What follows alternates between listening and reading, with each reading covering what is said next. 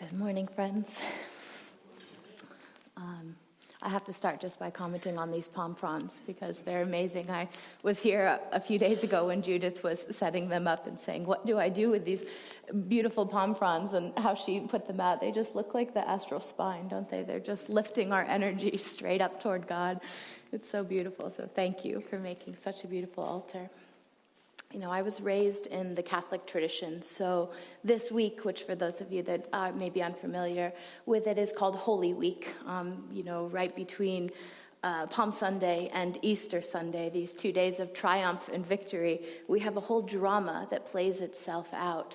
And I always, as a child, remember loving this week, which is a weird thing to say because it's a heavy week. And though I didn't have the vocabulary for it before coming here on this path and learning through my guru, Paramahansa Yogananda, the teachings of self-realization, I think what I was always feeling, and what I can hopefully articulate more clearly now as I stand here with all of you, is that what I always loved about Holy Week and the whole drama that plays out at the end of Christ's incarnation on earth was the potency for human victory, the potency for the triumph over the potency for the triumph over our consciousness that's latent within it. When I was thinking about and just reflecting on and reading the stories of the Bible, of all of what happens in these next 5 days before we come to Good Friday and we come to Jesus' arrest, I couldn't help but feel the way that it's analogous with the Mahabharata. And as we know, Paramahansa Yogananda taught us that the Mahabharata is an allegory. It's a battle for our consciousness. And that Arjuna, who is fighting on that battlefield, is fighting victory after victory for ownership over that consciousness, for the realization of his divine incarnation. And in a certain way, if we look at this week and what happens between Palm Sunday and Easter Sunday, and we look at it from the perspective of the disciples who were with Jesus, walking with him step by step, we can see that that same teaching is laid there before us. How much do you believe? How much courage and faith do you have? Do you have command of your consciousness?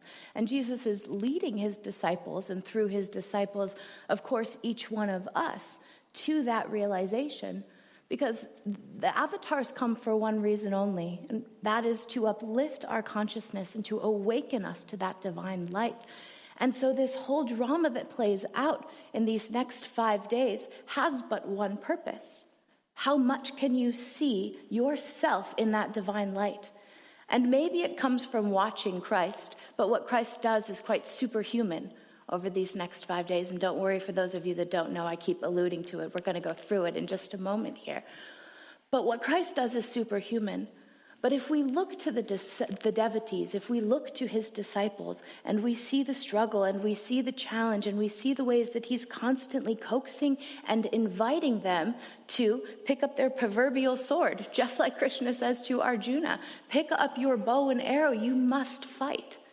And that's the same thing that Christ says. I didn't come to bring peace, but to bring a sword. And what is that battle, if not the battle of our own consciousness? Which is why when I saw these palm fronds and the way they just look like that astral spine, you can see and feel the way that these stories, that these great avatars tell us, the lives of these great avatars are all coming to but one singular truth.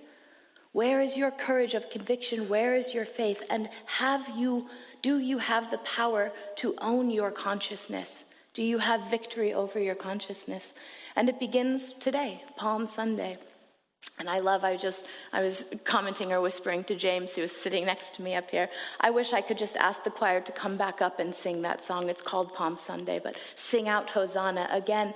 There's so much joy in that song. I couldn't help but, sit back behind the choir and just feel the joy. Swami Kriyananda perfectly embodied what Palm Sunday represents. And here we are, triumph, victory. The Messiah has returned and everyone is celebrating.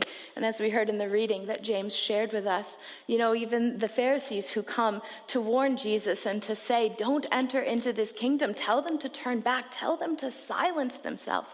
What does he say? If I told them to silence their cries, the very stones would call out in their place.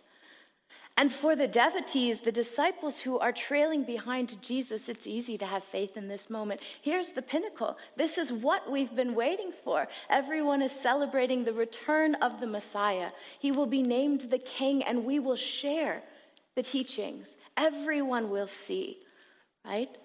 It's a beautiful celebration in this moment.